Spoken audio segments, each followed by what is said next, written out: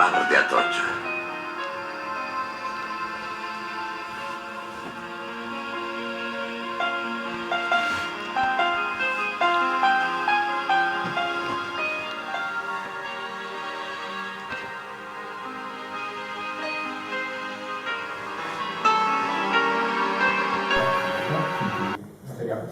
La charla, lógicamente, pero que gracias a todos. Bueno, en primer lugar voy a hacer una breve introducción. Sí, señor. ¿Vale? Que bueno, no necesita mucha presentación, pero hay algo. ¿Cómo que no? A ver, bueno, os voy a contar por qué surgió esta charla, que me parece que tiene una historia. Yo soy Álvaro Llorca y formo parte de una asociación de vecinos del barrio Pacífico que se llama Acenderas. Bueno, pues nosotros organizamos charlas, actividades, hicimos una despensa comunitaria durante la pandemia y bueno, un montón de cosas. Y siempre estamos pendientes de saber más sobre el barrio, ¿no? Somos un poco obsesivos con el tema. Entonces, bueno, nuestro barrio, pues hombre, no ha sido el escenario de muchas novelas, de grandes películas, no tiene la solera del centro de Madrid, tampoco el brillo de la parte más alta del Retiro y bueno, alguna cosa se ha hecho, pero tampoco muchas. Entonces nos encontramos con una novela que se llamaba, bueno, una trilogía de hecho que se llamaba El olivar de Atocha. Y el olivar de Atocha era en el siglo XVIII y XIX, en el barrio, antes de que llegase la industrialización y tal, lo que había era un gigantesco olivar. Entonces, bueno, descubrimos esto, vemos también que se había hecho una serie para televisión basada en la tecnología y digo, bueno, pues aquí hay un tema, voy a ver quién es la persona que ha posado sus ojos en nuestro barrio. Entonces, lógicamente, leí el nombre de la persona que lo había escrito y era Salvador Maldonado y, bueno, pues eso jugó un poco al despiste porque, claro, a la hora de localizar a Lola, Salvador, pues nos costó dar varios pasos para saber quién era. Entonces, bueno, si podemos empezar por ahí, si quiere, ¿por qué nos pusiste esa trampa a la hora de dar contigo firmando con el nombre que no es el tuyo? Pues precisamente por esa broma, ¿no? Porque una de las cosas que he aprendido en la vida es que hay que tomársela con cierta ironía, con cierto humor, con cierta distancia, ¿no? Y aprovechándose de las ventajas que tiene tener un primer apellido que también es un primer nombre, ¿no? Entonces, y también eso relacionado con el Maldonado, el famoso abuelo llamado Maldonado, que al ser padre de mi madre, ese apellido Maldonado se perdería, ¿no? Y entonces mi hermano y yo discutíamos, ¿no? Y yo decía, yo voy a ser escritora, voy a firmar Salvador Maldonado, cosa que podía haber hecho él también, pero lo mío tenía más lógica, ¿no? Y así el apellido de mamá permanecerá, ¿no? Y porque, claro, hay que entender que mi madre nos caía muy bien y mi padre nos caía fatal. Con lo cual, pues, esta es la razón del Salvador Maldonado, que realmente lo empecé a utilizar cuando me quisieron echar de una presentación como esta, ¿no? Pero vamos, una presentación donde yo suelo meter la pata y en este caso no es que metiera la pata, yo presentaba un programa en televisión que se llamaba Sombras Recobradas, que era un programa de cine mudo. Y era una cosa que grabábamos 2 o 3 en una tarde, yo leía en un papel, fumaba, no sé cómo se hacían las cosas en televisión en aquel entonces, ¿no? Con un vaquero y un jersey.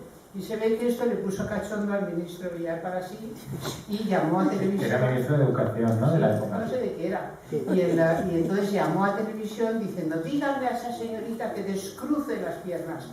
Yo estaba sentada en un sillón, pues lo estaba presentando Fausto, ¿no?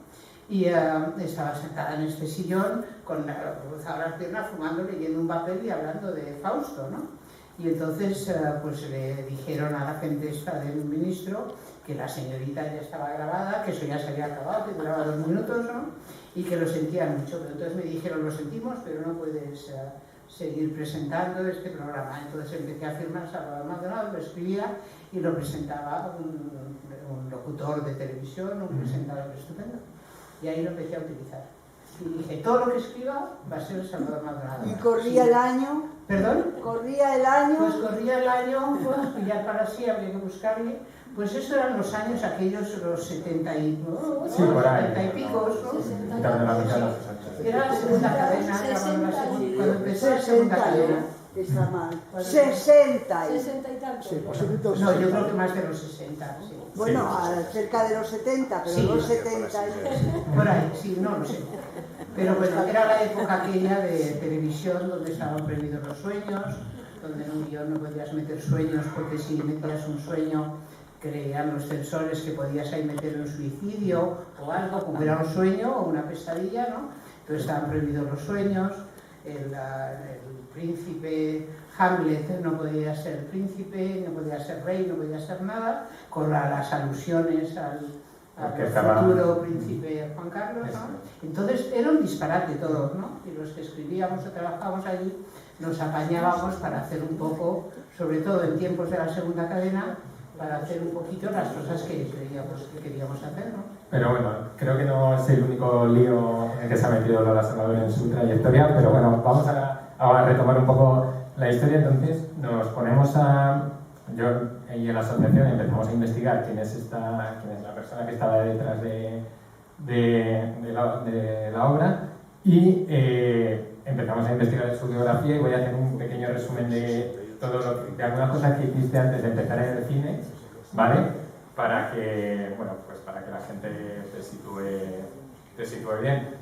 Lola Salvador nace en Barcelona el 22 de septiembre de 1938, es decir, en plena guerra civil, de familia republicana. Su padre estuvo en el frente, estuvo condenado a muerte y preso en la cárcel de Alcalá de Henares, aunque bueno, tampoco hay que imaginarse que por el hecho de que tener unas ideas políticas comprometidas pues un padre ejemplar, ¿no? Según ha contado Lola en alguna ocasión.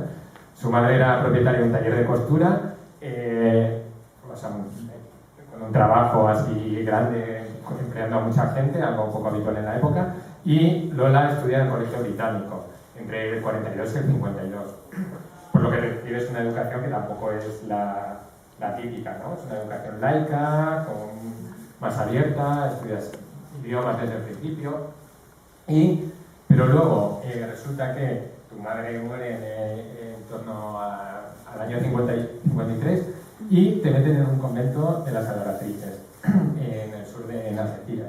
Entonces toda esa visión del mundo que estabas construyendo más libre pegó un vuelco y te pasas 3 años en el que sufres lo que tú has llamado también como una especie de lavado de cerebro y levito. Y Es levitas importante porque levitar es genial. y sales queriendo meterte en el noviciado, ¿no? ¿Perdón? Que sales queriendo ingresar en un noviciado Pero allí. duró 5 minutos. Salir a la calle y decir, ¿pero qué es esto? ¿Qué me ha pasado? ¿No? ¿En qué medida una infancia con tantos vuelcos y pues eso, estabas muy unida a la figura de tu madre que desaparece pronto? Yo creo que lo importante aquí es la educación que recibes desde pequeño, ¿no? Entonces, tanto en el británico como en aquella casa, ¿no? Había una educación de amar los libros, esto es tu responsabilidad, Dios no existe, déjate de tonterías, y bueno, entonces de alguna forma, y piensa por tu cabeza, es tu responsabilidad, piensa con tu cabeza. Entonces yo creo que esa educación es lo que hace que yo, en vez de enloquecer, que es lo que hacen muchas monjas pobres, ¿no? Pues en cuanto que salgo de aquella especie de lavado de cerebro y de cosa terrorífica de las adoratrices, ¿no? Que Malaya, adoratrices, ¿no? O sea, que Malaya, estos sitios, ¿no? De enorme represión, donde te cambian el nombre, donde no te dejan hablar, donde es como realmente hay unas personas que están estudiando ir contra las adoratrices y con estos centros, ¿no? Que realmente eran centros represores de pobres chicas que las metían allí y las machacaban la cabeza y luego, no sé, tribunal de menores, todo ese mundo repugnante, ¿no? de la represión apoyada por la Iglesia Católica y por estas adoratrices, ¿no? Que funda esta maravillosa vizcondesa, ¿no? De que quiere coger a las chicas de la calle y hacerlas sirvientas y bordadoras para la Iglesia, ¿no? Una gentuza, ¿no? En esto puede haber directamente unas palabras pensando, ¿no? que la religión debe de salir de los colegios, ¿no? O sea, que ninguna religión debe de formar a la gente joven, ¿no? Entonces, bueno, en estas cosas... Pagada por el Estado. Entonces, bueno, en estas cosas o te metes muy dentro y acabas comprando todo el discurso, o se genera una especie de efecto rebote, que creo que es un poco lo que le ocurrió a Lola cuando desecha la idea del noviciado, porque empieza a trabajar en una tienda de descapotables y empieza a viajar falsificando para ella algunos documentos, porque en la época... Eso, si lo de falsificar se me da estupendo. Entonces, bueno... No soy la única en esta sala que falsifica muy bien. Luego pasamos a esa etapa y seré un voluntario que quiera falsificar firmas y si tal. alguien quiera confesar algo, lo puede confesar. Hay los días libres, o sea... Sí, luego os traeremos aquí arriba para compartir. Sí, la luz de frente también da ganas de No confesar. perdáis el hilo que se...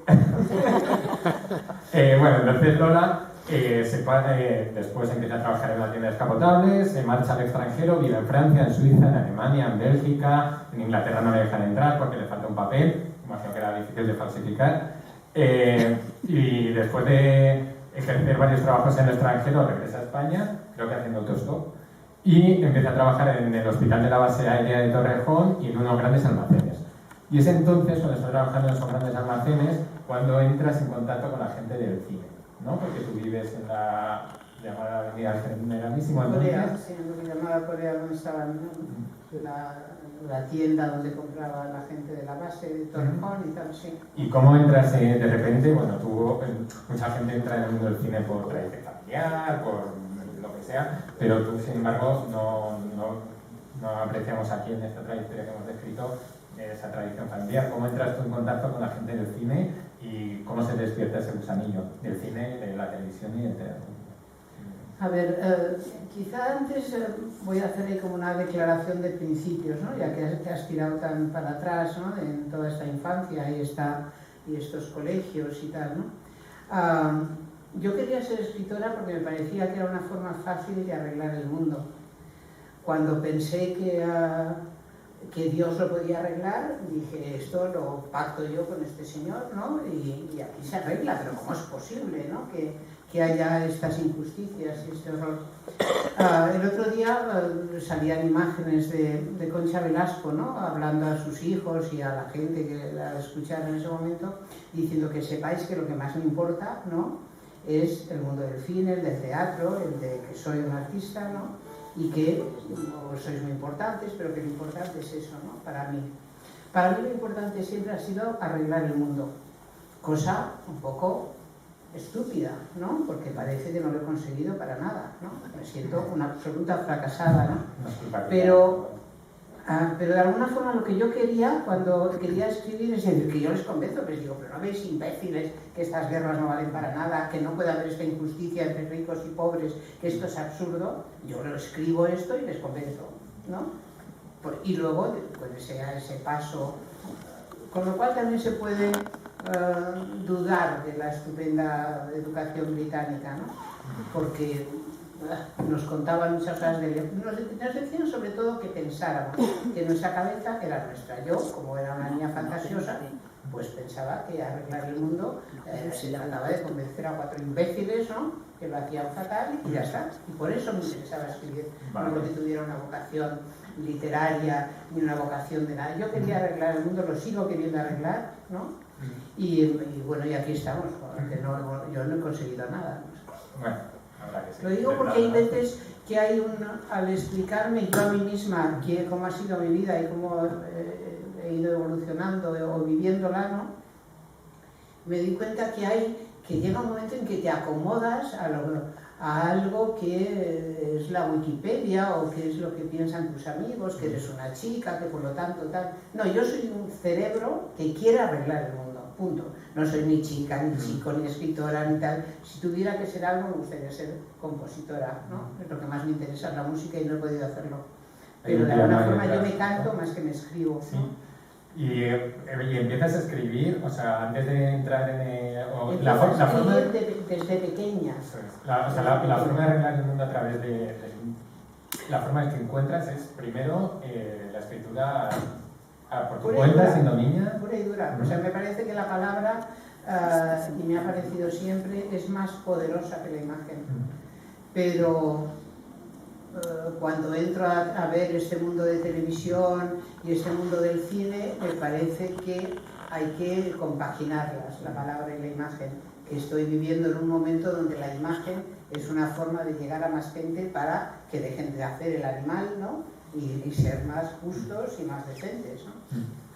Y es curioso también esa referencia antes cuando hablábamos de televisión. Entonces trabajar en televisión era un asco, ¿no? Lo bueno era o trabajar en teatro o trabajar en cine. Escribir para televisión era como un horror, ¿no? Bueno, era aquello, el que vale, vale, y el que no a televisión, ¿no? Pero yo también, y muchos como yo, pensamos que llegaba más gente. Estoy hablando de esos progres de aquellos 70, 60, ¿no? Que pensábamos que realmente ese mensaje de libertad, de exigir igualdades, justicias, etcétera, era un gran vehículo, la televisión, más que el cine. Y en parte es verdad, ¿no? Porque se hacen cosas bastante creativas en esa época de televisión. Bueno, Lola empieza a hacer una cantidad muy variada, muy grande de trabajos, ¿no? Tengo apuntado que empiezas en la traducción de guiones, como secretaria de dirección en televisión, como responsable de vestuario, maquillaje, peluquería, atrecho, en el departamento de comunicación de un director de cine, haciendo entrevistas en fotogramas, y ahí justo después de todo eso empiezas a trabajar como guionista. Yo no trabajaba tanto, no es porque me gustara trabajar, porque yo también tengo esta cabeza bastante contradictoria, que me gusta mucho la gente, que me gusta mucho los equipos, que me divierto mucho con, y al mismo tiempo lo que más me gusta es sentarme en un sitio y pensar y no ver a nadie, ¿no? Pero lo que sí ocurre, si yo trabajaba tanto, es porque ya tenía 3 hijos. Una de mis hijas está aquí, ¿no? Que nace en el 61, me parece, ¿no, Laura? No sé si estoy descubriendo tu edad, pero la chica más guapa, la gente corría por el hospital para ver a la niña que había nacido más guapa, y desde entonces sigue siendo ella y su hermana y su hermano 3 bellezones, ¿no?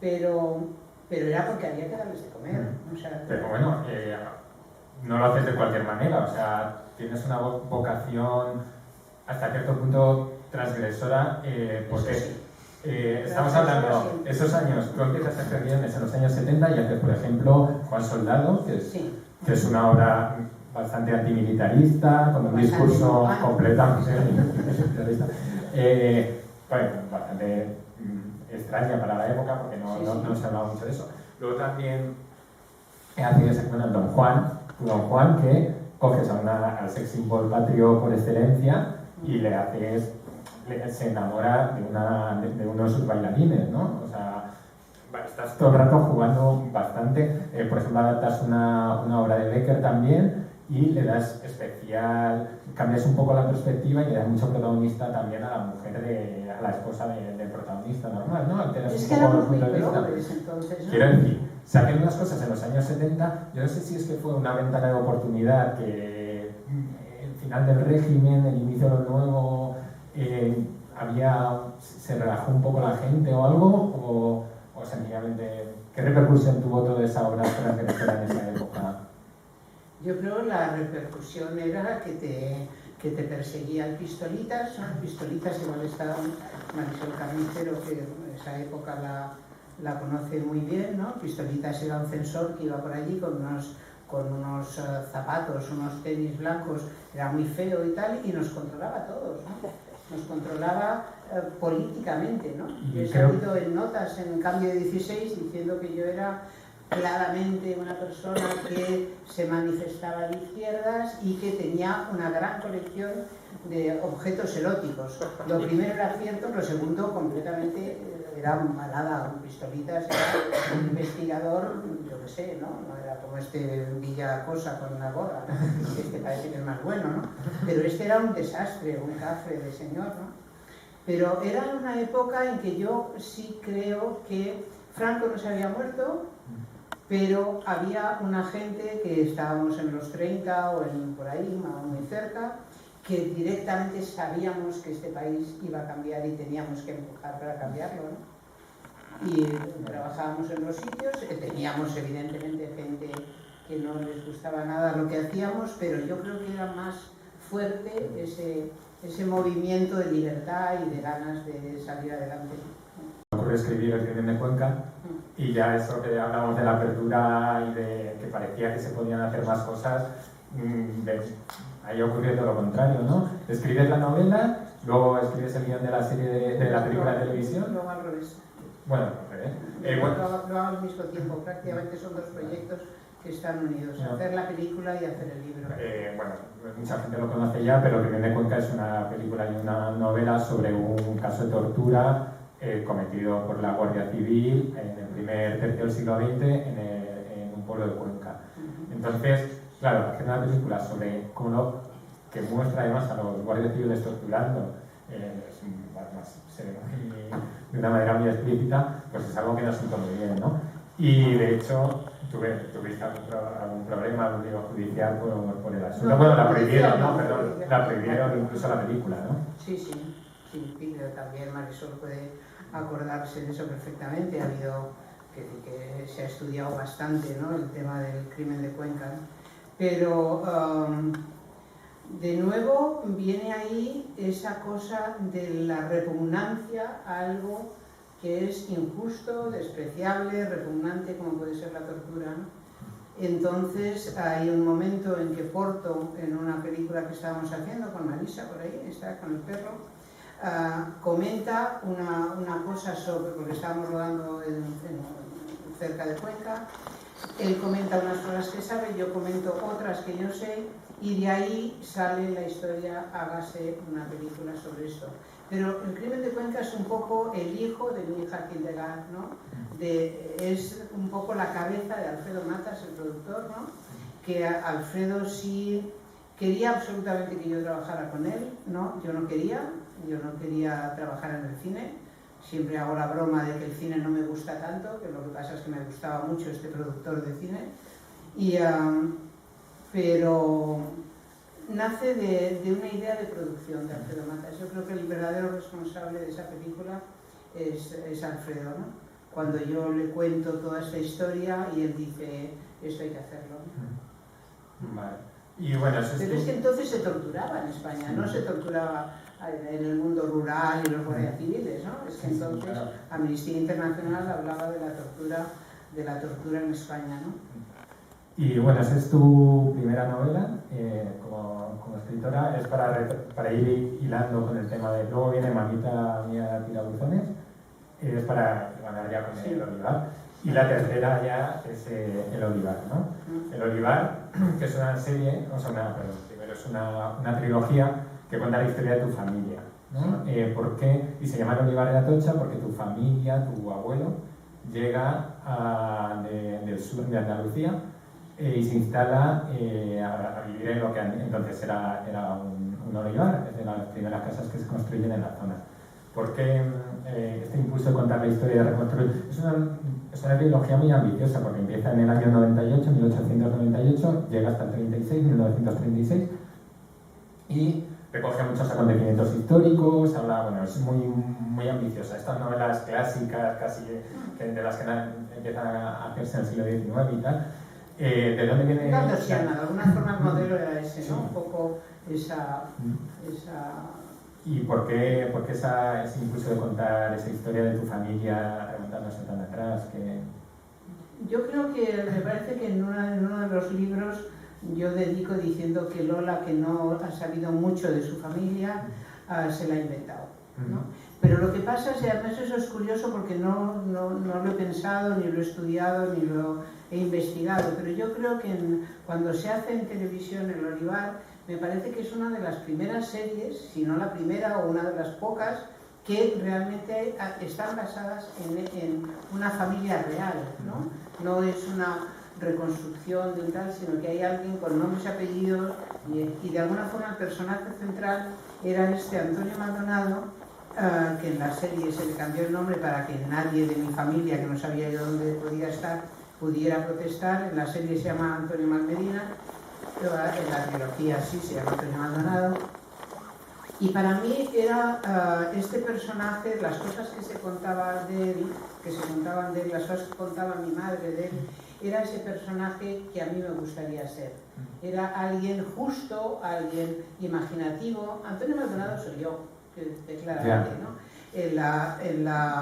Yo no me he dado tiempo a mirarlo demasiado, esa trilogía, pero hoy que Asunta no ha venido, pero me dejó los libros que yo no tenía, y yo he estado mirando la contraportada y tal, y diciendo, bueno, claro, pero si es que todo esto es, digamos, un 80-90% real, ¿no? Es como si fuera casi un documental, ¿no? Una ficción muy documentada, pero al mismo tiempo todo lo que tiene de ficción y todo lo que tiene de miga soy yo. Es un poco ese mundo idealista, romántico, equivocado completamente, muy enamoradizo, no sé, pero Marisa, que la vamos a llamar dentro de poco, y a Enriqueta, ¿no? Que son dos modelos de estos amores. Es realmente una serie sobre el amor y sobre los grandes ideales y lo que te importa en la vida, ¿no?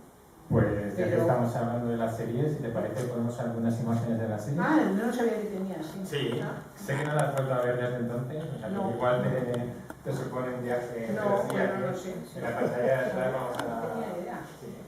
Ni siquiera había visto esto.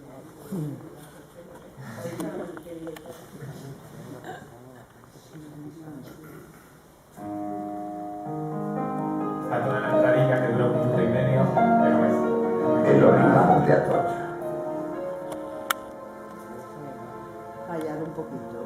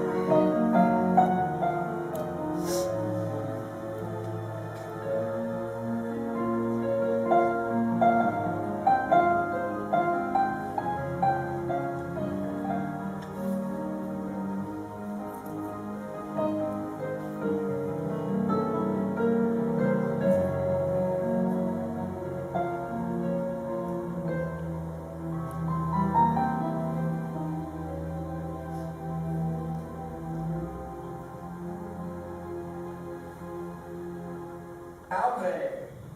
Si no le gusta esta fonda, pues no lo veo.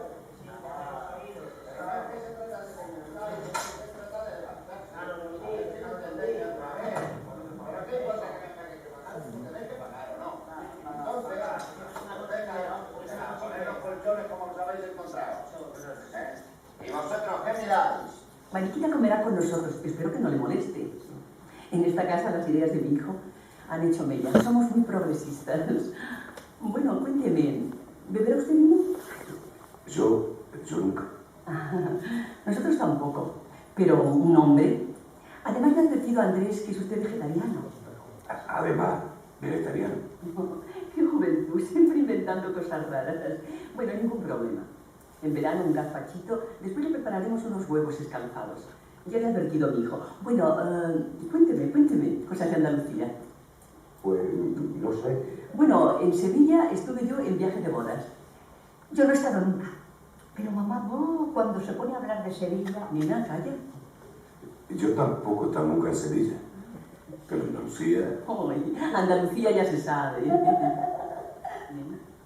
¿Cuándo llega la señorita de Galicia? Dentro de unos días. Es que quería que encontraran que hemos cuidado bien la casa. Por mí no quedará usted mal, don Antonio. No se preocupe. Le debemos mucho Basilio y yo, y ahora un sobrino pequeño. No, los rosales del mirador no estarán muy estropeados, ¿no? Está mejor que cuando se marcharon. Tiene usted muy buena mano para las plantas. Algo bueno tenía que tener. Pero bueno, Vicenta, No se enfade. ¿Por qué dice eso? Yo hago todo lo que puedo. Hasta ahora me ha ocupado usted con mi mejor voluntad. Me ha ocupado de su ropa, de su comida. ¿Qué le pasa? Vaya. No, no voy a llorar. Pero ahora usted se casará y le cuidarán en su casa. ¿De qué voy a servir yo? ¿Por qué dice eso? Ahora me doy cuenta que he estado abusando durante todos estos años de su generosidad. No debía haber hecho usted todo lo que ha hecho por mí. ¿Con qué facilidad se acepta la generosidad ajena?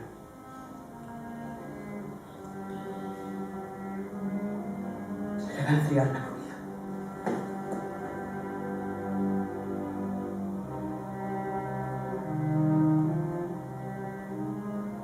Vicenta.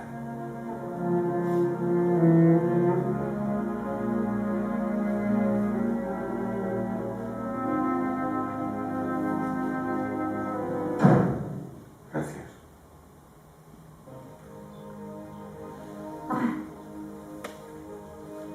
¿Sabe una cosa? A mí me hubiera gustado ser marinero.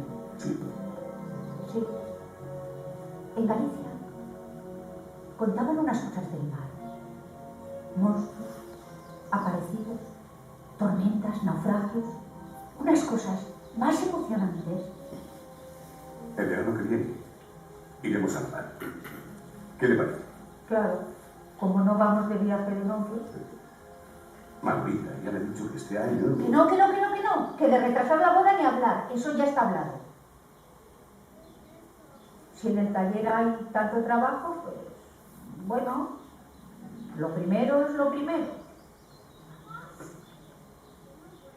Pero de retrasar la boda ni hablar. El desposorio, como diría mamá. El casamiento, que se dice en mi tierra. Y aquí, la sociedad conyugal, que diría el tío Manu. Correr las proclamas. Dar palabra y mano. ¡Uy, qué bonito! Dar, Palabra y mano. me gusta. Palabra y mano. Palabra y mano. Nunca me acostumbraré a tutearle, Antonio. Diga, palabra y mano te doy. Palabra y mano le doy. Te doy. Ahí estamos. Gracias, sí, te lo siento. ¿Te parece? ¿Qué? Pues lo digo por los... Sí, sí, no, tremendas Tenemos actrices. a- ¿Te imaginas que aparecen, hacemos así, aparecen? Claro, a Marisa, a Enriqueta Pues- y a mi hija Laura, que es la amiga de Manolita, que vengan aquí. Bueno, pues si os animáis a subir sería... Hablemos de las series y de los Pues personajes. apetece, como conocéis, como A ver. cómo es trabajar con Lola. ¿Se verán, no se matarán por ahí abajo? ¿Podéis entender un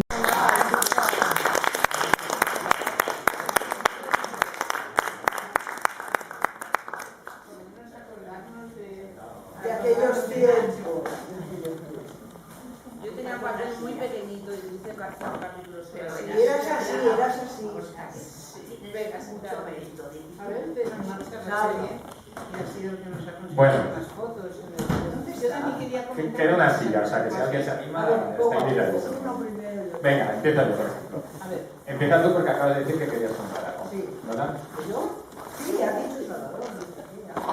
no, porque si estaba Salvador, que él Estoy aquí, sí pero estuvo en televisión, que... en la introducción, en aquellos momentos de la serie, y que a lo mejor podía comentar algo De la interesante producción. de lo que fue la producción, Y de lo que fue se hacía. aquellos decorados estupendos No que te se libras. hicieron. Vale. Bien. Venga, Salva, aquí. Televisión española. Venga, ¿sí por aquí? Vamos a empezar. Empezamos por el principio Por el de. principio no, empezamos por los decorados. Bueno, por la secuela. No, yo empezaría por este personaje de Antonio Maldonado, ¿no? Que me parece que es el centro de Vale. la serie, y estos amores, estos ideales. Este era mi de abuelo, ¿no? Vale. Antonio Maldonado es uno de los protagonistas, el personaje en el que Lola ha dicho que se proyectaba un poco.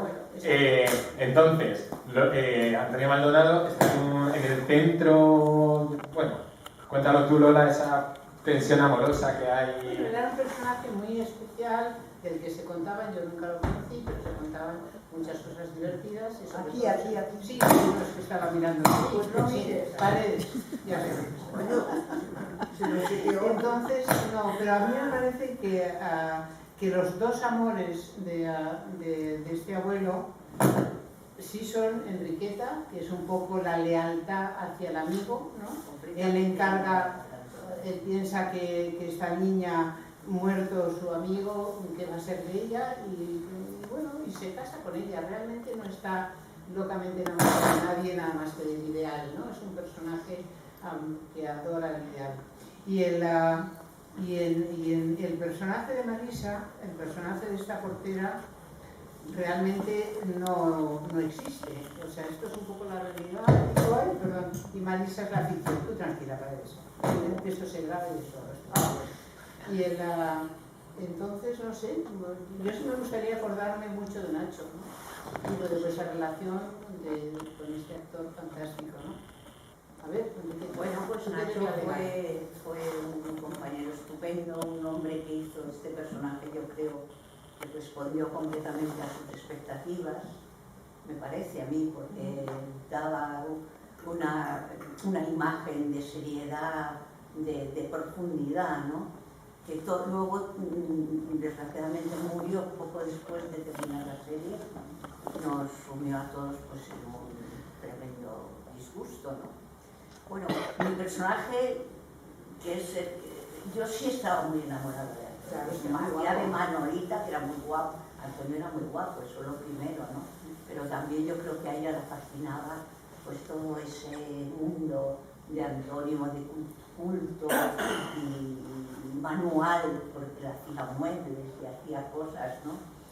Y sí, mi personaje, creo que Manolita también era un pilar en la serie, aunque de otra manera, ¿no? Pero ese amor por su marido, por conservar su familia, sus hijos, porque todo estuviera bien alrededor, me dio la oportunidad además de hacer un personaje desde los 17 o 18 años hasta los 60 o más, que muere el personaje de Antonio, ¿no? Entonces ese recorrido tan grande, pues también me gustó mucho. No siempre en el trabajo se puede hacer, en un mismo trabajo, un recorrido desde siendo muy pequeña a siendo ya una persona adulta que va cambiando, porque claro, también la relación con Antonio tiene sus altibajos a lo largo de la serie, pero yo creo que ella siempre se muestra muy leal a él, ¿no? Y eso es un poco así en general, tampoco te voy a contar, pero fue un gusto hacer el Olivar, ya lo sabes, ¿no? Para todos los que lo hicimos, creo. Y además fue un repartazo, ¿no? Fue un repartazo, trabajaba, bueno, todo. Toni Sberda, bueno, Toni. Sí, María José Alfonso, Pilar Bayona, Pedro Mari Sánchez, Amparo, Amparo, por supuesto, que hacía un personaje muy pequeño. Yo quiero comentar, como la han dicho hace poco tiempo, tu historia con mi abuelo.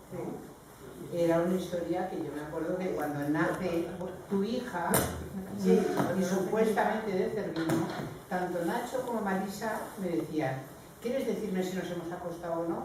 Y yo decía, no lo sé. Y estaban desesperados los actores, ¿no? Sí, claro, eso de saber qué ha pasado. O sea, que no sé si me ha acostado esta niña, puede ser hija de Antonio, pero si no, pues será hija de mi marido, que es un bruto, ¿no? Es Cervino, el personaje que hacía Cervino. Pero tu relación con esos amores que teníais allí cuando te enseñaba a leer, ¿no? Yo estaba absolutamente enamorada Del actor. Del actor y del personaje, de los dos. Nacho era, lo sabemos, un hombre con una ternura y con un encanto y con una capacidad de comunicar muy clara. Y el personaje era un dulce, ¿no? Lo que ha dicho Lola es así, todo lo ha explicado muy bien. Era parte de Lola, una gran parte de Lola y de lo que Lola es, y luego todo lo que Lola inventa y sabe de ese personaje que es ese Papa Antonio, ¿no? Era bueno. Entonces Nacho, nos conocíamos como actores, etcétera, pero nunca habíamos trabajado juntos. Y de repente nos llega la posibilidad de hacer el Olivar, que es, desde mi punto de vista, yo también siempre había hecho los dramas, los rusos, Tolstoy, Chekhov, Dostoyevsky, y mi amiga Lola, mi gran amiga Lola, me presenta la posibilidad de hacer un personaje castizo, real, Y currante, portera como mi madre. Y todo ese mundo que yo podía saber, conocer desde dentro, desde pequeñita, desde el nacimiento, ¿no? O sea que todo el mundo social, digamos, del personaje lo tenía en el alma, ¿no? Y además de eso tenía toda la magia de ese personaje inculto que se encuentra con un señor que es además tipo Nacho, tipo Papa Antonio, que no tiene nada que ver con un señor, digamos, habitual, sino que se entrega de alguna manera dentro de ese romanticismo que él tiene a educarla, a enseñarla las letras, las palabras, a leer.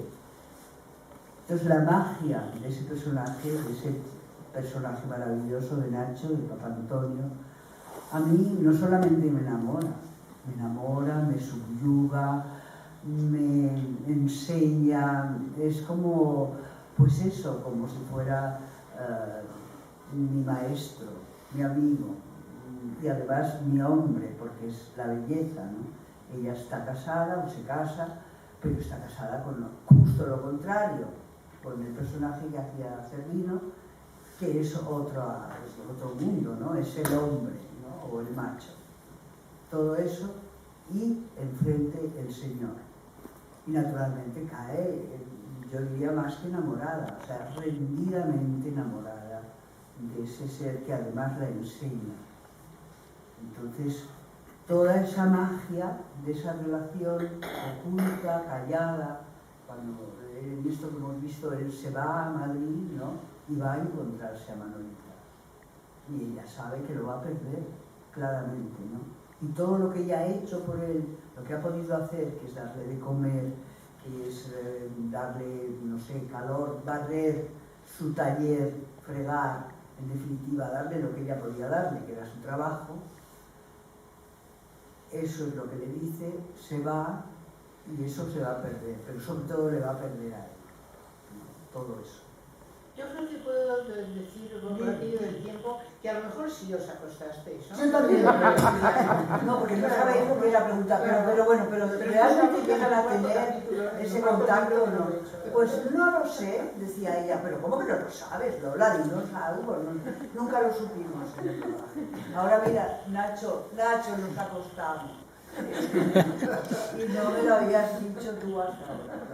Una cosa, yo por el tiempo que nos dice, tú que empezaste casi, yo creo que después de trabajar en tele, en programas de otro tipo, yo creo que es tu primer trabajo. Acababa de parir y te había dado tu primer nieto. Ah, sí, muchas gracias, claro. Esa es una de las razones por las que yo luego la serie no la seguí demasiado porque ya no, pero me acuerdo que yo acababa de entregar a luz, empezábamos a rodar en septiembre, hice solamente 5 capítulos, hice muy poquito, pero era un personaje tan simpático, amiga de Manolita, y pero hice 5 o 6 capítulos. Lo que sí recuerdo es que nos ponían esos trajes así tan brutales, y yo estaba tratando de mamar a William y tal, y aquello me quedé hecho una sílfide, ¿no? Pero sí lo recuerdo con mucho cariño, era el primero así, yo creo así de época que hacía gordo, todavía. Fue lo primero que hice de época así gordo en mi vida.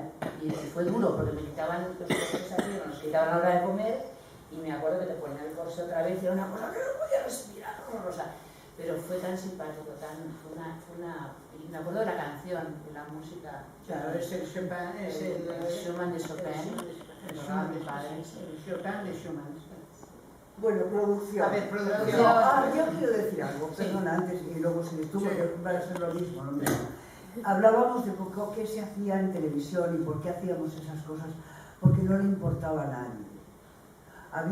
La televisión era una cosa que había empezado en el año X, había X televisores en España y luego ya vino la posibilidad de esa segunda cadena donde ya se pudieron hacer cosas fantásticas, con directores fantásticos, recién llegados de la escuela, Claudio Berín, Pilar Miró, Josefina Molina, etcétera, etcétera.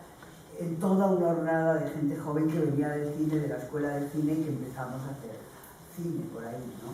Pero antes de eso, en estas adaptaciones, en el estudio uno famoso, etcétera, etcétera, había unos profesionales extraordinarios.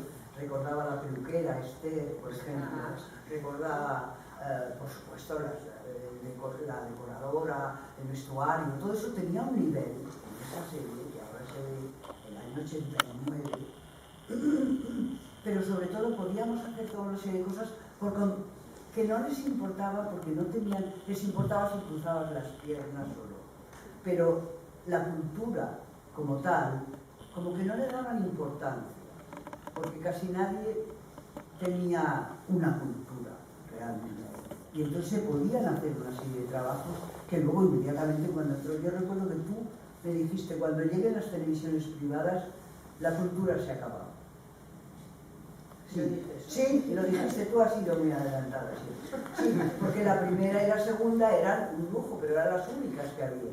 Por lo tanto, ahí se podían hacer cosas. No había una competencia de publicidad, de share, y por eso hacíamos una serie de cosas con muchísimo amor, con muchísimo conocimiento, con muchísima profesionalidad, con poco dinero, pero había todo un empuje que era todo eso que decía Lola, y además las ganas de cambiarlo todo, ¿no?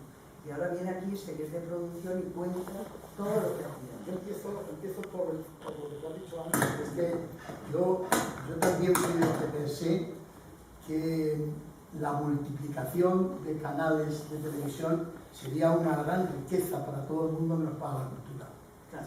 Yo estaba convencido de que el nivel cultural de la televisión iba a descender, o por lo menos la televisión pública no es que haya descendido, ha desaparecido, ¿no? Bueno, al margen de esa consideración general, bueno, esta serie, como ha explicado antes Lola, venía un poco a contracorriente, porque lo que hacíamos pues era Eugenia Montijo y hacíamos las grandes novelas, las grandes series, etcétera, etcétera. Y luego también había que distinguir entre dos categorías dentro de la producción de programas dramáticos en televisión española, que era el vídeo y el cine, el filmado y el vídeo. Todavía en el momento en el que se aborda el Olivar de Atocha, la producción cinematográfica, las grandes series cinematográficas que luego se hicieron todavía no habían arrancado, o eran muy excepcionales. Entonces, el Olivar entra justamente en un momento, ahí a medias, en donde todavía Televisión Española no ha dado el gran impulso para hacer estas grandes series, pero ya está preparada para ello.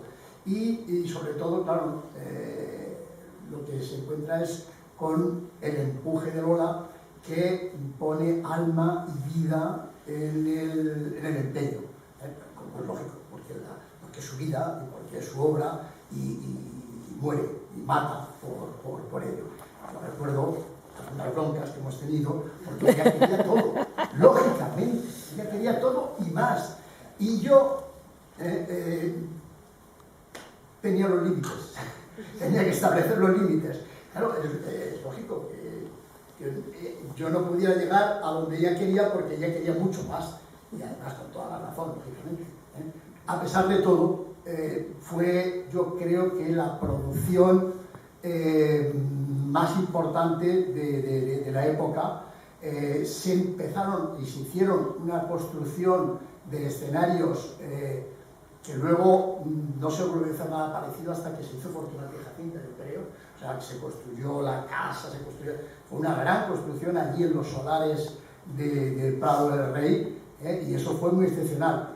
Y aquí, pues claro, hay que citar a Maite Barrera, que es la chica, la decoradora, que hizo un trabajo espléndido, y bueno, pero que Maite era estupenda, luego se marchó a Antena 3, pero la pagaban mejor, pero había en Televisión Española había unos equipos de todo, sobre todo de construcción de escenarios. Era fantástico cómo cada cada día se terminaba un teatro por la noche y por la tarde y por la noche montaba el escenario para el día siguiente, pero no un escenario cualquiera, el estudio 1, que es un estudio enorme, se llenaba de escenario en una noche, o sea, y eso cada día, ¿no? O sea, realmente era una fábrica de producción fantástica. Y hay una disciplina de trabajo impresionante, ¿no? Yo siempre he dicho que mi carrera de actriz o mi trabajo de actriz se basa en ese tiempo de televisión española. Yo empecé en el teatro a los 15 años y enseguida hice bastante teatro y bastante seguido, y por lo tanto eso fue parte de mi formación primera, ¿no? Pero la disciplina y la flexibilidad que me dio a mí hacer Dostoyevsky, Chekhov, El olivar de Atocha, La zarzuela con Juan de Orduña, etc. Esa flexibilidad. Que no se paraba. Eso es. Y eran programas rodados, programas grabados, programas filmados, programas con playback, con música. Ha sido como mi gran base como actriz. De hecho, todavía mucha gente me dice que recuerdo del estudio 1, ¿no? O sea, mi primer, digamos, salto hacia ser más o menos conocida es a través de estudio 1 y de televisión española. Yo quiero comentar antes una cosa, y es la estupenda idea de esta asociación. Yo creo que tanto los profesores, los maestros y el mundo de las asociaciones vecinales o de todo tipo de asociaciones son la esperanza de este país, ¿no? Yo también. Y en ese sentido, yo espero que esto sea el inicio de algo. Lo hablamos con la Film Office, no sé si Ángeles, que tenían otro acto que es de la Film Office de Madrid, se ha ido o no, pero no. Hablamos con ellos para ver si esto pudiera ser una especie de inicio de trabajar con los distritos de Madrid en relación a las historias que se cuentan tanto en cine o en televisión que tengan que ver con su historia, ¿no? Y bueno, y sobre todo pues agradecer a la asociación y yo qué sé, y pensar que igual esto es el inicio de algo. Sí, inaugurando un convento igual que muchas gracias, Lola. En nombre de mis compañeros también y compañeras, muchas gracias. Sobre todo que no caiga en manos de que se quiere meter a monja, pero me lo ha dicho hace 2 semanas. Pero eso ha sido siempre, cuando me da mucho lata a la gente, yo digo, me meto monja. Pero lo digo para sola, meditar. Perteneces a una generación que muchas quisimos ser monjas en un momento. Sí, pero yo fui una vida, porque no era exactamente ser monja. Era ser monja misionera, arregladora de yo quería ser de clausura, yo solamente quería leer. Dice ahora que quería ser, ¿cómo era la monja que quería ser ahora? Carmelita. Claro, yo hice un programa en televisión también que se llama Prohibido el Paso, y en Prohibido el Paso se trataba de que yo iba allí y íbamos a sitios donde normalmente no es fácil el acceso, ¿no? Podía ser Barajas en el sitio de los controles, el Banco de España, que yo estuve allí viendo los lingotes, y unos conventos de clausura. Yo, con la historia de los conventos de clausura, hice una pequeña investigación y vi el dinero que costaba al obispado la atención médica de los conventos de clausura. Y esto era terrorífico, porque había cosas dentales, claro que no podía ir al dentista al convento y tal, y salían las monjas de clausura, y había una gran partida de dinero destinada al electroshock. Yo eso lo conté en imagen, ¿no? A mí se han pasado echándome de televisión y de cosas, pero lo raro es que era como espectacular, ¿no? En la cantidad de dinero destinado al electroshock. Pero las carmelitas no, porque esta Teresa Santa, ¿no? Que era lista, escritora, ya sabemos, ¿no? Sí. Y que andaba por ahí. Yo levitaba leyendo las moradas. Claro, pero entonces ella decía que en los conventos tenía que haber en la parte de arriba un sitio donde las monjas vieran el horizonte, para no volverse locas. Claro, es que entonces, yo por eso quería ser carmelita, primero porque tiene muchos libros, mucho poder, ¿no? Claro, y luego para leer sobre todo y no veo santo a nadie. Ay, qué pena. Que viniera Isabel. Pues vamos a llevarla al convento, Marisa, lo llevamos. No, ya es un poco tarde, ya no la quiero. Ya voy yo. Bueno, pues, no, esto es como una vez con Mediapro, mis simpáticos me dijeron, no, pero tal, tú no sé qué, tal, te ponemos un despachito, digo, no ha nacido. No me ponga un despachito. Bueno, no lo sé. Bueno. Dinos qué más. No, pues no sé, igual cómo fue la recepción de la serie, como que... Sí, la gente como la entendió bien, le gustó, estaban pendientes ahí. Yo recuerdo que la serie fue un gran éxito. Sí, la gente se enganchó mucho a los personajes, estaban ahí peleándose que si tenía que irse con Manolita, que si tenía que irse con Antonio o con... Era muy romántica. Con Vicenta. Sí, yo eso no lo recuerdo para nada, pero lo que sí me ha sorprendido, hace poco estuve en Murtas, que es el pueblo donde nació esta persona, este Antonio Maldonado, y encontré ahí a una señora que me enseñaba unos cestos que tenía y unos vinos que había, unas cosas que tenía en un almacenito de su casa, y me dijo, ¿ves esa llave? Y digo, sí. Dice, esa llave la puse ahí recordando que Papa Antonio, cuando llega a Madrid, se encuentra una llave y dice, esto va a ser una casa abierta, ¿no? Con la llave, ¿no? Entonces dices que alguien, y ya me comentó, no, yo la serie dejaba cualquier cosa para verla, ¿no? Y el que quede en la memoria algo, ¿no? De las historias que son medio más verdad que ficción, me parece positivo, me parece que para mí fue una gran suerte, o sea, que una desgraciada guionista, ¿no? Que además se mete con la gente y que no está muy bien vista, consiga hacer 26 capítulos de la historia de su familia, me parece lo bonito de la serie muy además especial, ¿no? De aquel mundo que venía en la segunda cadena. Claro.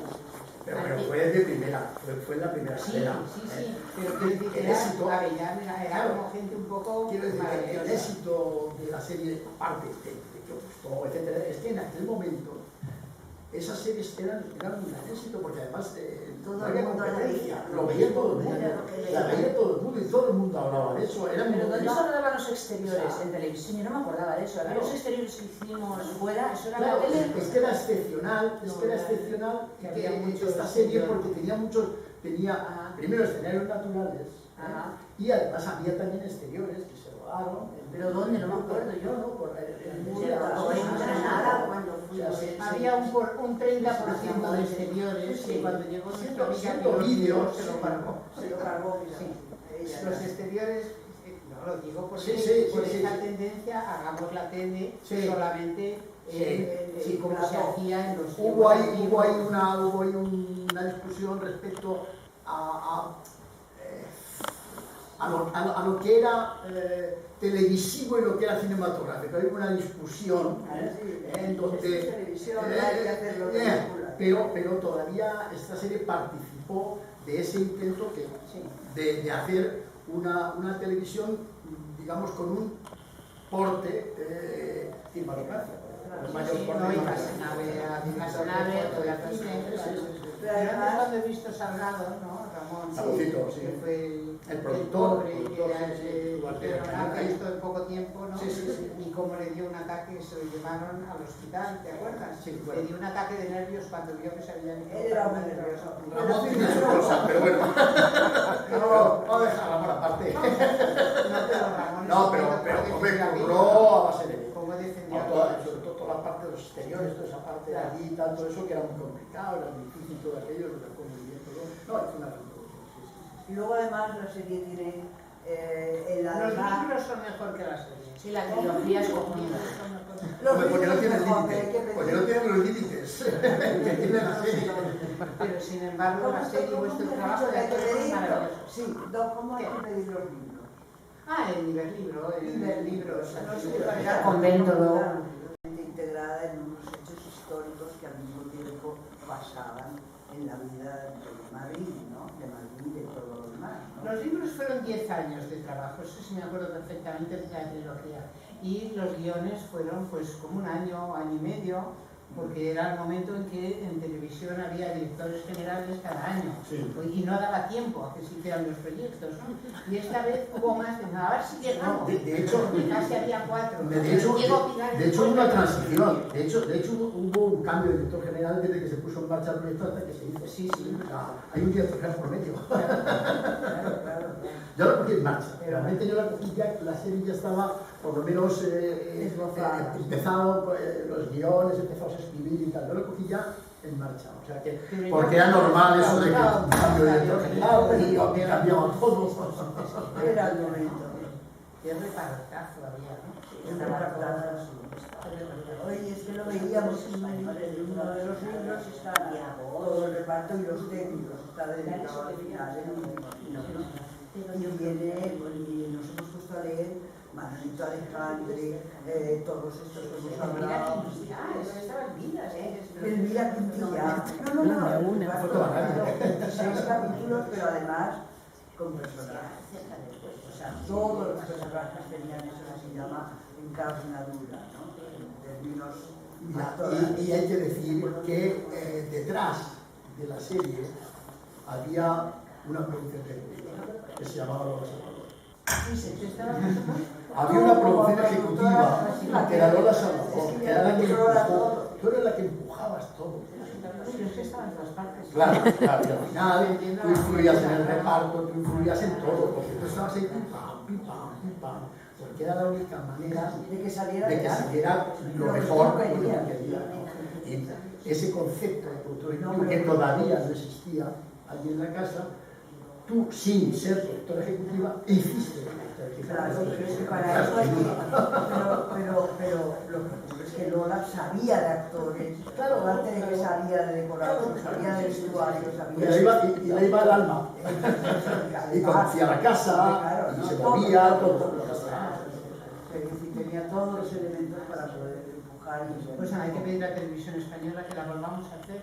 Pues no sé qué. Fantasma. Con más riqueza que hay ahora, hay más riqueza. Ahora hay muchas más pastas. No sé si más pastas tampoco. Lo que sí me he planteado seriamente, aunque no lo haré seguramente, pero con esta iniciativa de Álvaro y de la asociación, es escribir el 4º volumen que tengo. Pues, todos los personajes. Sí, porque acaba en la guerra. Durante la guerra. La idea inicial era que fuesen 6, ¿no? Si no me equivoco, 6 libros. Y se queda en el 3º. Sí. Y bueno, pues el 4º además... El 5º es un poco no sé qué, y el 6º era uno que pasaba en el futuro, ¿no? Que eso me divertía mucho, la idea de contar uno que todavía no había existido. ¿Y cómo te imaginabas el futuro cuando lo escribiste en los años 80? Pues que el mundo se acaba, claramente, que vendrán los marcianos, Ya, al ritmo que vamos, igual no hay que esperar ni a los marcianos. Bastante marcianos hay. Bueno, yo no sé también, Lola, para que la gente que no la conociese se lleve una imagen muy completa, más completa de quién es en el mundo del cine, también ha estado en la fundación de Dama y de Alma, ¿no? Que son un sindicato de guionistas y una asociación de gestión de derechos de trabajadores en los medios audiovisuales. Ha trabajado mucho por las condiciones de trabajo del gremio, ¿no? Entonces, bueno, yo no sé si también quieres comentar algo sobre... la Academia de Cine. Fundadora de la Academia, tiene muchas cosas, sí.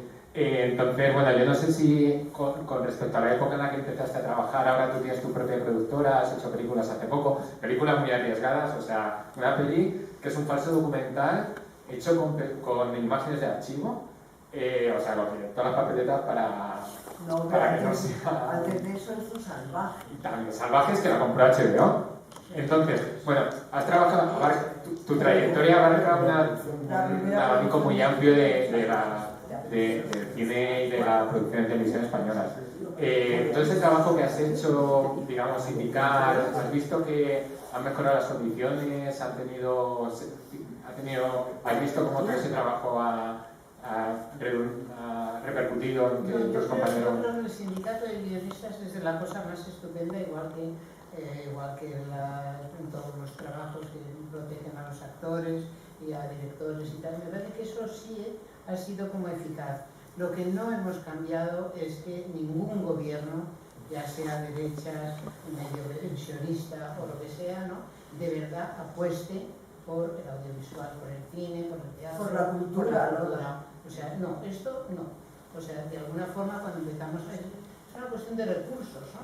Y todavía no hay los recursos que nos merecemos en un país este año 2023, ¿no? Y no lo hay acá, eso es un poquito por allá, aunque se hable más de igualdades, o se hable más de... No, o sea, seguimos siendo una caspa sabiendo que tenemos un idioma con el que podríamos ser una industria, ¿no? Realmente poderosa y tampoco se hace todo el caso que se debería hacer a lo que es la educación del cine en las aulas y del audiovisual en las aulas. O sea, Laura que vive en Los Ángeles, ¿no? Puede comentarnos todos los temas de los sindicatos y de la fuerza de los currantes, ¿no? De la calle, capitana de huelga de Century Fox. Pero sin embargo aquí todavía somos aquella gente que contaba Rafael, estupendo Arjona, no, aquí vemos un talón que va el productor o alguien a tal y decimos sí, tal, y no vemos ni derechos, ni porcentajes, ni defensas, o sea, somos todavía un colectivo poco fuerte, poco luchador. O sea, ese colectivo que hizo la huelga para el día de descanso, que cuando nos marchamos de las GAE y fundamos una nueva asociación de derechos, todo eso ahora mismo no existe. Ahora mismo trabaja mucha más gente para las plataformas. Hay un conformismo absoluto. Entonces eso... En Estados Unidos lo que ha pasado es que las corporaciones, los estudios están sobreproduciendo, ¿no? Porque todos dependen del stock market, ¿no? ¿Cómo se dice esto? ¿Stock market? Sí. ¿Stock market? ¿Stock market? Bueno, los de Wall Street, ¿right? Las y entonces acciones. lo que pasa es que está sobreproducción y lo que pasa es que cada vez pagan menos y menos. Hemos conseguido un contrato regular, o sea, con el tema de la inteligencia artificial, que ahora nos van a replicar y nos van a hacer escanear a todos. La voz, el cuerpo, es un horror, es todo un horror. El futuro de esta profesión nuestra se acaba y lo único que queda es que nos unamos, los actores, los escritores, con los equipos, porque si no es todo. Pero bueno, los espectadores. Los espectadores. Que nos unamos con vosotros. Pero esos espectadores pues sí, pero cada vez están más en sus casas, ¿no?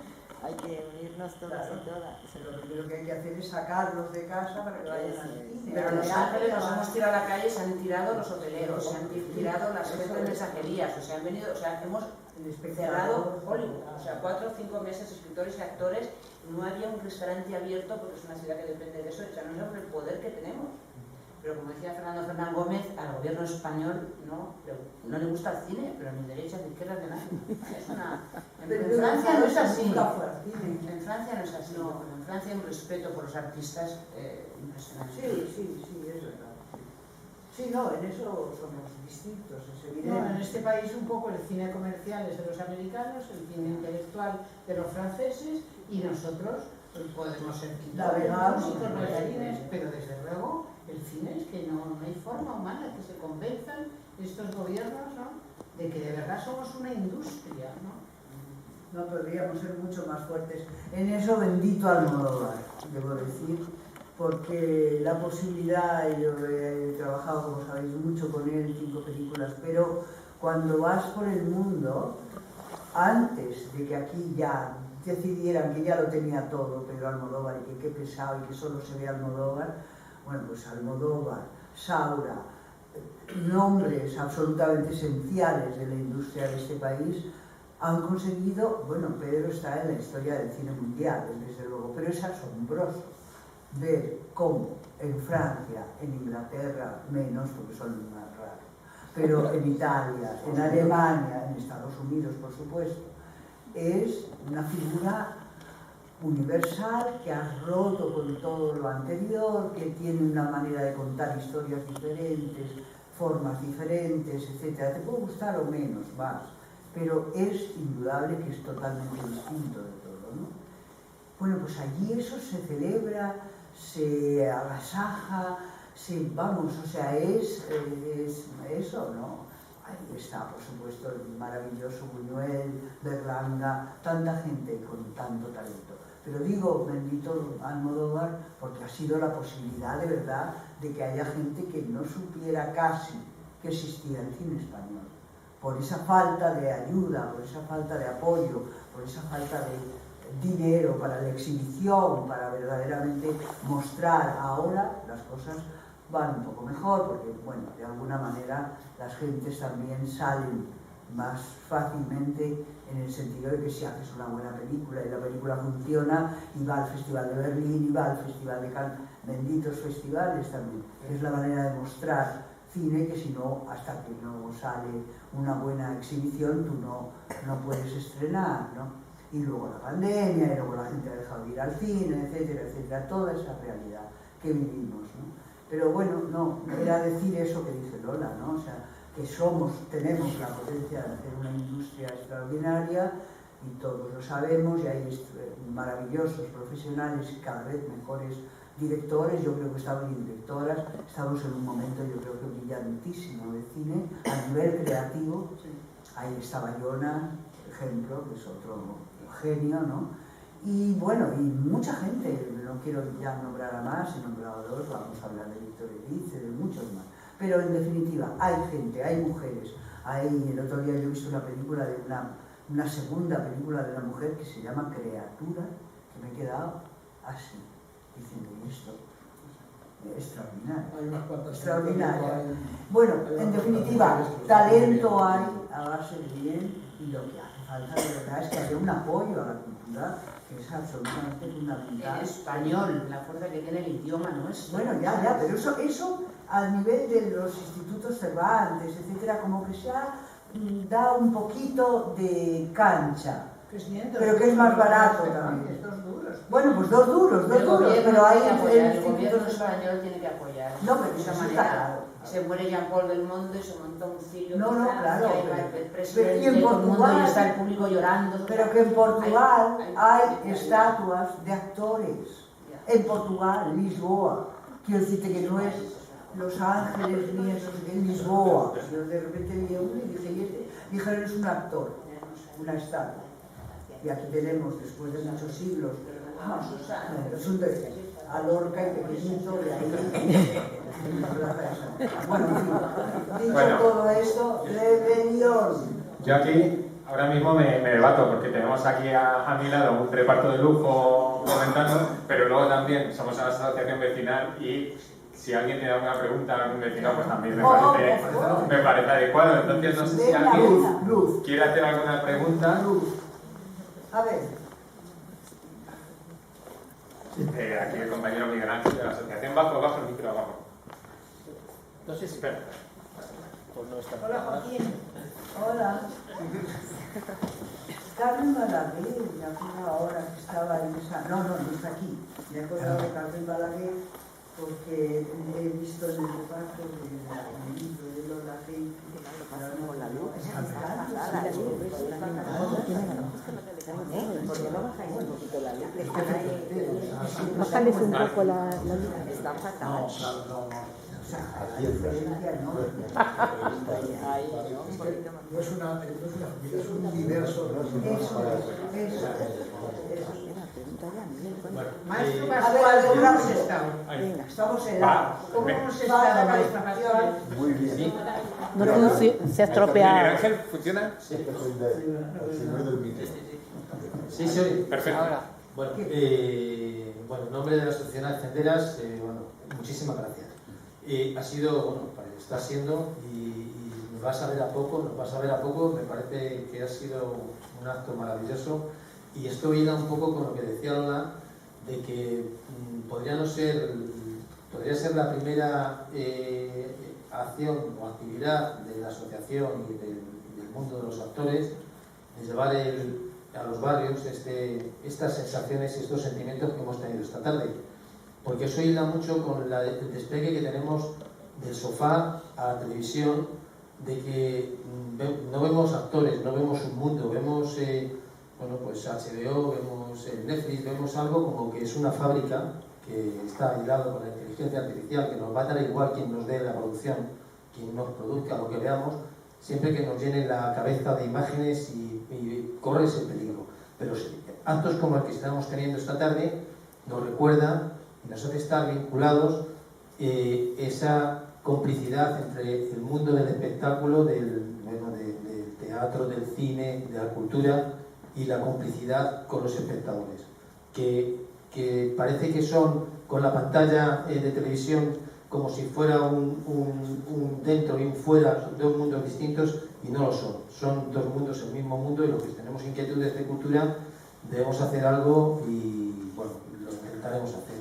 Pero yo solamente quería preguntar a Lola de hacer un libro enorme que lleva 10 años o una obra enorme que lleva 10 años a pasar a hacer un guión en unos meses. Es un trabajo, para mí, me parece una barbaridad. Es muy difícil, ¿no? Pasar de los libros te han costado 10 años escribirlos. Hacer la serie, un año. Escribir los guiones. El guión, que eso es muy condensar. Pero no me acuerdo, a lo mejor fue más tiempo, no me acuerdo. Sí, pero el guión es, no sé, es todo un lenguaje y no tiene nada que ver con los libros, ¿no? Los libros es más sencillo, más fácil, es más libre, ¿no? El guión tienes que saber con qué presupuesto vas a contar, el tema del tiempo es fundamental. El guión se parece más a una partitura, se habla del teatro, de las adaptaciones y tal. A lo que realmente se parece es a una partitura musical, ¿no? Tiene más que ver con el tiempo, con los tiempos, con el saber manejar el tiempo. Pero yo os comentaba que yo no me aburre estar en la cama durmiendo, ¿no? Soy una persona con energía y con salud y bueno, no sé, yo no recuerdo cuánto tardé en hacer aquellos guiones. Sé que se reescribieron mucho para adaptar a la producción, que se intentó conservar lo esencial, y lo esencial ahí estaba en la interpretación de los actores, ¿no? Y era un trabajo de ambientación, pero sin embargo la serie estuvo muy cortada, muy machacada por quitar los exteriores, ¿no? Y hacerlo todo en interior, y hubo un ajuste, y entonces los capítulos que tenían que tener 45 minutos, pues unos tienen 42, otros 35, que decir, aquello fue un poco machaque, ¿no? Pero yo por eso, que siempre mi vida ha estado entre la palabra y lo contaba antes, ¿no?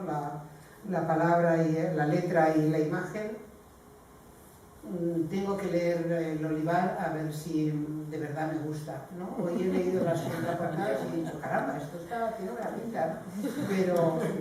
Pero eres mucho más libre escribiendo pero lo otro, lo bueno que tiene es que estás con 200, 300, 400 personas de equipos, con los actores, con el que hace la música, que por ejemplo Masó cobró, o sea, una de las razones por las que existe Gama y todo esto es por la pasta que cobró Masó, ¿no? Poniendo un trocito en los títulos de la que siempre es la misma música, sin embargo el guión cambia, ¿no? Y los diálogos son distintos, ¿no? Y con toda la batalla de autores de que sea de dividir el 50, el 25, bueno, todos esos líos, ¿no? Bueno, son dos mundos completamente diferentes, pero yo creo que ya estaba, el trabajo más largo era el que te diviertes, el que te entretienes aprendiendo y documentándote sobre la época, ¿no? Intentando buscar una forma de hablar de los personajes, una forma de que estos narradores también de la novela tengan una gracia, ¿no? Que yo creo que tardé mucho en encontrarla, porque como somos pocos y esto no va a salir de aquí y estamos en plan de grandes confidencias, ¿no? Se lo dedico a Joaquín, que le dedico muchas cosas en mi vida. Cuando salió crítica y tal de las novelas, solamente el ABC, que no me acuerdo qué crítico era, se planteaba, pero aquí ¿quién lo está contando esto, no? Cuando dicen, a mí me lo contaron así, a nosotros no lo contaron así, y lo cuentan los muertos. Esto yo no lo he dicho nunca, pero quien lo cuenta son los muertos en un estado de no se sabe dónde, son los que cuentan la historia, ¿no? Por eso también, yo qué sé, me parecía como... Pero todo ese trabajo, que es un trabajo también de estructura de una obra literaria, fue como muy divertido, muy largo, pero lo más divertido siempre es la documentación. Es mucho más divertido leer que escribir. Es mucho más divertido escuchar que escribir. Es mucho más divertido, bueno, de lo que antes hablábamos de las camas o los sofás o los cines, ¿no?, que escribir. Casi todo es más divertido que escribir. Pero luego ves unos resultados que no te quieres andar. Cuando se firmaban, ¿no?, yo firmaba libros ahí en la feria, ¿no?, cuando ves que le ha tocado a alguien una pequeña cosa que has contado, ¿no?, y eso pues es muy gratificante, y lo digamos con la imagen, ¿no?, porque la imagen la gente recuerda absolutamente todo. ¿Qué me estabas diciendo? Ah, creía que me decías que me callara. Tenemos la última pregunta, la van a hacer ellas. Que por cierto, también una anécdota que es muy buena sobre la Feria del Libro que he hablado, que tu libro El crimen de Cuenca fue el que más vendido en aquella edición de la Feria del Libro, pero que te tuvieron que poner a 2 policías a los lados en las casetas mientras firmabas, de todo el jaleo que se montó. Con 2 guardias civiles para que no me tiraran bombas a la gente que pasaba por ahí. Yo voy a ser muy breve para que le dé tiempo a ella. Nosotras somos de la asociación vecinal Los Pinos del Retiro Sur de aquí.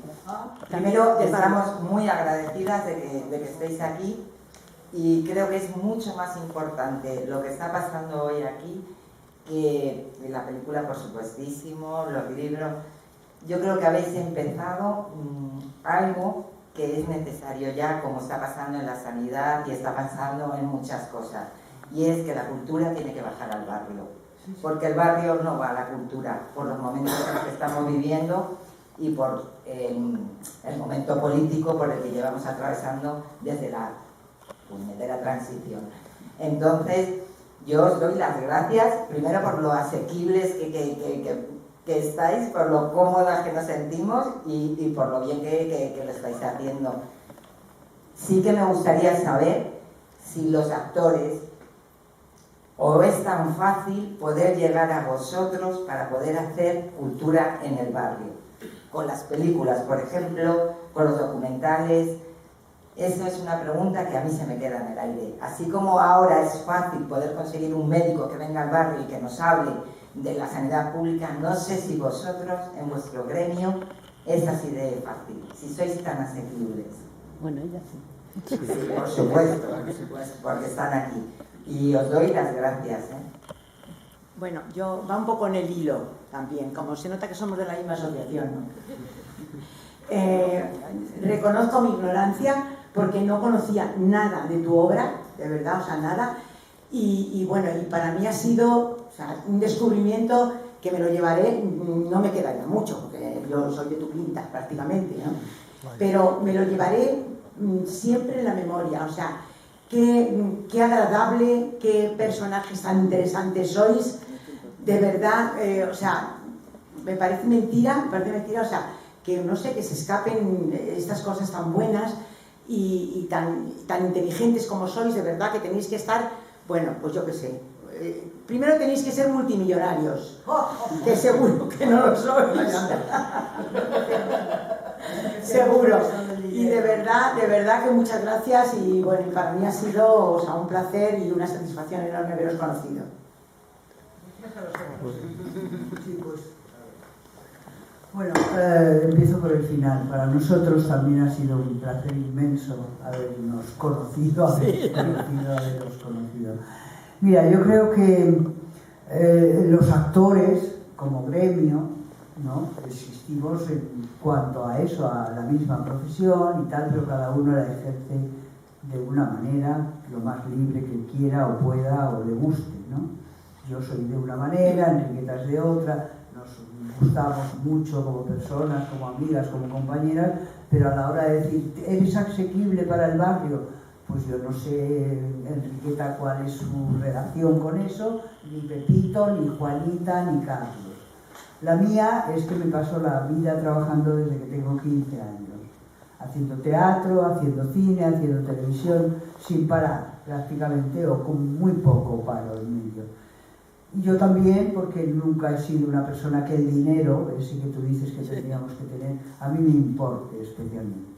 A mí me gustan más otras cosas. El dinero me interesa en la medida que me dé la posibilidad de tenerlo lo imprescindible, y desde luego libros. Lo primero que hice cuando cobré un dinero con mi primer sueldo del teatro fue comprarme un libro de Albert Camus que se llama El extranjero. Quiero decir con esto que toda mi vida, como vengo de una clase social que no pude estudiar y que a los 11 años tuve que salir del colegio porque ya no se podía seguir adelante, y me puse a trabajar a los 12 en una casa de modas como modistilla, ¿no? Recadera. Sí, también de todo, eso de la aprendiza, que así se llamaba. Exactamente. Quiero decir con eso que cuando pensáis que todos son alfombras rojas o glamour, algunas veces también os equivocáis. Hay gente para eso y gente que venimos de otro sitio o que preferimos otras cosas. Hacemos alfombras rojas, todas las necesarias o las que nos toque hacer.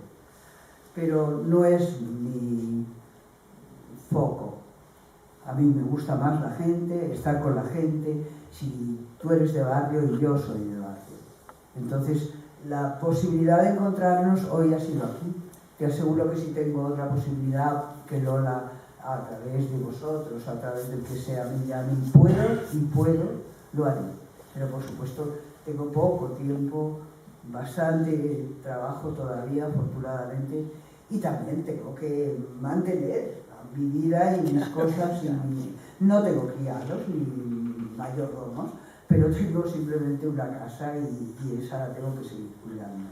Quiero decir que sí, que contar con nosotros, conmigo desde luego, siempre que pueda. Bueno, o sea, la historia es vuestra propuesta. Claro.